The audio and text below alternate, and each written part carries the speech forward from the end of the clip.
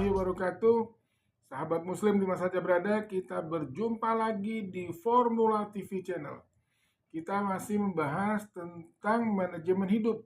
Salah satu daripada prinsip manajemen hidup manusia yang paling penting adalah puncak hidup sukses.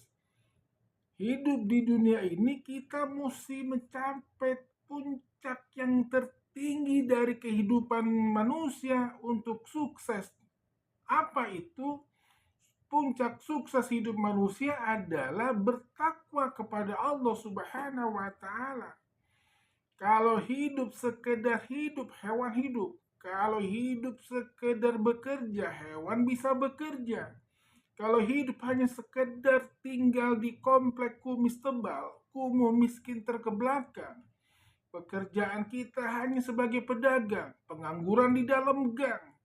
Pekerjaan kita hanya sekedar sebagai kontraktor, rumah ngontrak, kredit motor.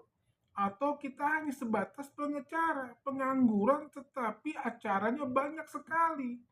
Subhanallah, kita mesti punya masa depan yang jelas, jangan mendesu masa depan suram, yaitu kita harus puncak hidup yang sukses, yaitu beriman dan bertakwa kepada Allah Subhanahu wa Ta'ala.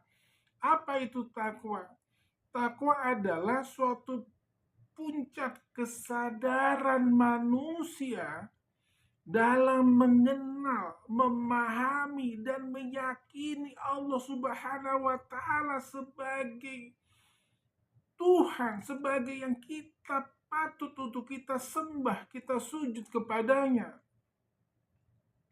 Hingga kita dapat bangkit untuk menegakkan daripada akhlakul karimah, moral, etika daripada manusia, khususnya diri kita, khususnya umumnya manusia di muka bumi ini. Itulah puncak daripada kesuksesan manusia.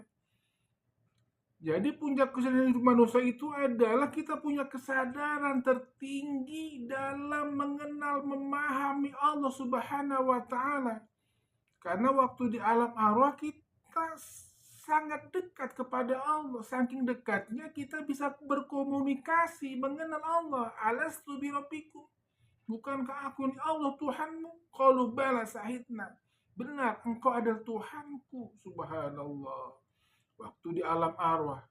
Dan kembali kita kepada dunia, yaitu puncaknya adalah kembali mengenal, memahami Allah. Itulah puncak kesadaran yang tertinggi daripada manusia.